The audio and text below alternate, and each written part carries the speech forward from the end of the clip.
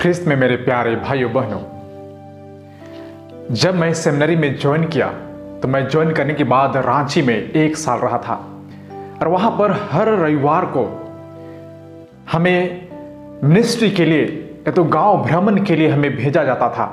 और उसी प्रकार एक दिन हम अपने दोस्तों के साथ रास्ते से उस गांव जा रहे थे तो रास्ते में एक बहुत ही बुढ़ी वह स्त्री टेम्पो से उतरती है हमारे सामने ही, और उनके पास एक बड़ा लकड़ी का बंडल था जो उस ऑटो से उतार कर रख दिया गया।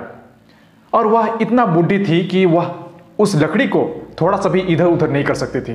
तो हम लोगों ने उसे देखा और हमने अपने दोस्तों से कहा कि चलो हम इसे सहायता करते हैं। तो हमने उन्हें कहा कि दादी माँ कितना दूर है आपका घर? तो उन्होंने कहा कि हाँ, रोड के बगल में है, उस पार है। तो हम लोगों ने उसे पकड़कर उन्हें ले जा रहा था। तो उन्होंने कहीं यहीं रख दीजिए, हम ले जाएंगे। लेकिन हमने कहा कि आपका घर तक हम पहुंचा देंगे। तो हमने उन्हें लेकर उनके घर तक छोड़ दिया। तब वहां जाने के बाद वह बूढ़ी माँ बहुत ही अपना हृदय खोलकर वह अपना दया दिखाने लगी और कहने लगी कि बाबू बहुत बहुत धन्यवाद, और एक एक गिलास आप लोग लेके जाइए। तो हमने समझ लिया कि वह क्या कहना चाह रही है। तो हमने कहा कि नहीं, हम तो नहीं लेते।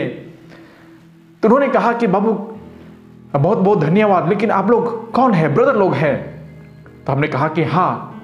तो बाबू मैं तो सोचत रहो कि यहाँ कर छोड़ा मन ही कहे, वही चलते मैं कहलो कि एक गिलास ले लेवा, तब माफ कर बता मुके। तो आज के सुसमाचार में ऐसे कुछ घटनाएं हमारे सामने रखी जाती है। फिलिप नथानियल को बताता है कि आप जानते हैं कि मूसा के संहिता में जो लिखा है और बाकी जो भविष्यवाणी की गई है वह सब यहाँ पर पहुंच गया है। वह व्यक्ति हमारे बीच में है। वह जो नाजरेत नगर है वहां से यूसुफ का पुत्र ईसा का जन्म हुआ है, वह हमारे बीच में है।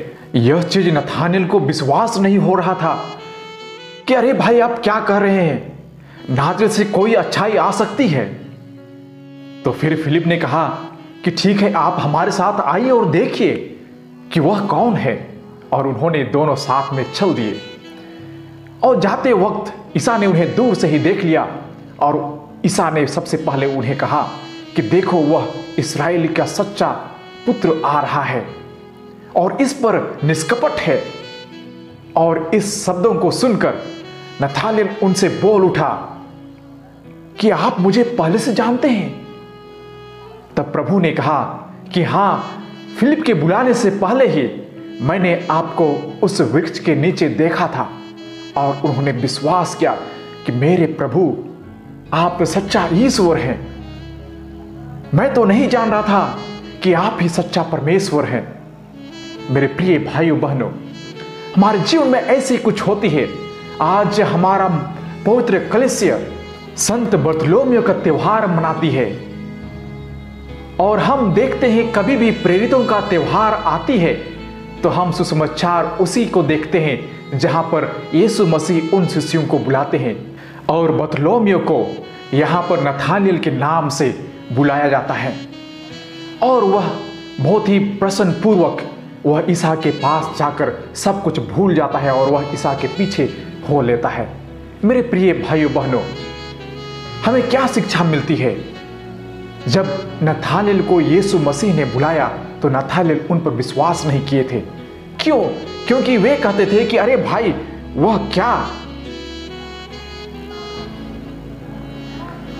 अरे भाई कौन विश्वास कर सकता है? क्या नाजरेत से कोई अच्छा व्यक्ति आ सकता है? जैसे हम कहते हैं अपने बोलचाल की भाषा में, यह तो लोग बातें करते हैं, करे वो झारखंडी, बिहारी, छत्तीसगढ़ी और लातेहार, झारखंड, कहीं भी लोग कुछ भी कह देते हैं कि अरे भाई वो आदिवासी लोग क्या कर सकता है ना। इस प्रकार का कई लोगों का सोच होता है कि अरे वो पियाक लोग, क्या लड़का लोग, है ना। इस प्रकार का लोगों का विचार जो होती है वह सोचने से लगता है कि वह कभी कुछ कर ही नहीं सकता है।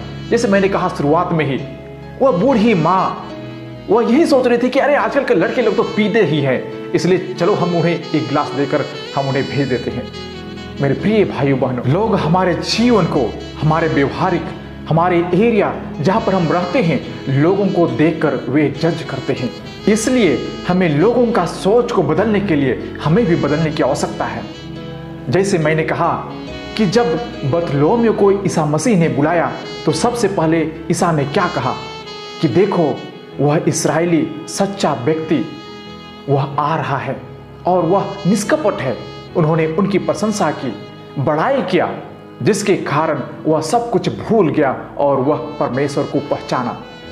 शायद हमें भी लगता है जब हम पुरोहित भाई बहन किन्हीं को बुलाना रहता है या तो किन्हीं से हमें बातें करना रहता है तो हम सबसे पहले उनकी प्रशंसा करें, उनकी बड़ाई करें। उसके बाद में हम जो जानना चाहते हैं वे हमें खुद जान जाएंगे कि हम कौन हैं। मैं याद करता हूँ जब मैं हॉस्टल का इंचार्ज बनाया गया था, जब मैं रीजेंसी कर रहा था, उस समय कुछ हॉस्टल के बड़े बड़े लड़के लोग थे। वे यह कह रहे थे कि इस ब्रदर को तो हम सबक सिखा कर रहेंगे, हम इन्हें मारेंगे। तो मुझे किसी ने आकर बताया कि ब्रदर ऐसे ऐसे लोग बातें कर रहे हैं आपके बारे में, ये जो बड़े लड़के लोग हैं। तो मुझे यह मालूम चला और मैंने बड़े लड़के लोगों को अपने पास बुलाया और उनको बहुत प्रशंसा की। आपके बैच में बहुत अच्छा यूनिटी है, आप बहुत कुछ कर सकते हैं, आपको देखा कि आप लोग ऐसे काम करते हैं, मैं तो बहुत प्रसन्न हूं, है ना। इस प्रकार का उनके बारे में बहुत सारे अच्छे अच्छे बातें बताई तो उनके दिल पिघल गया, वे बहुत खुश दिखने लगे। और वही चीज है, जब हम किसी को बदलना रहता है तो हम उनको प्रशंसा करें, उनकी बड़ाई करें। हमसे जो नफरत करते हैं वे भी हमसे प्रेम करने लगेंगे। ईसा मसीह ने ऐसे ही किया, नथानिएल को बदल दिया। आज हमारे बीच में, हमारे समाज में ऐसी भावनाओं को लाने की आवश्यकता है। आइए हम सभी लोग अपने भावनाओं को बदले, मेल प्रेम से रहने के लिए लोगों को सिखाएं। आज के पाठों में यही कहता है कि हम ईश्वर को तभी देखेंगे जब हम नम्र भाव से ईश्वर के पास हम अपने आप को अर्पित करेंगे। आइए हम सभी परमेश्वर के सामने भी नम्र भाव से हम परमेश्वर के पास जाने की कोशिश करें।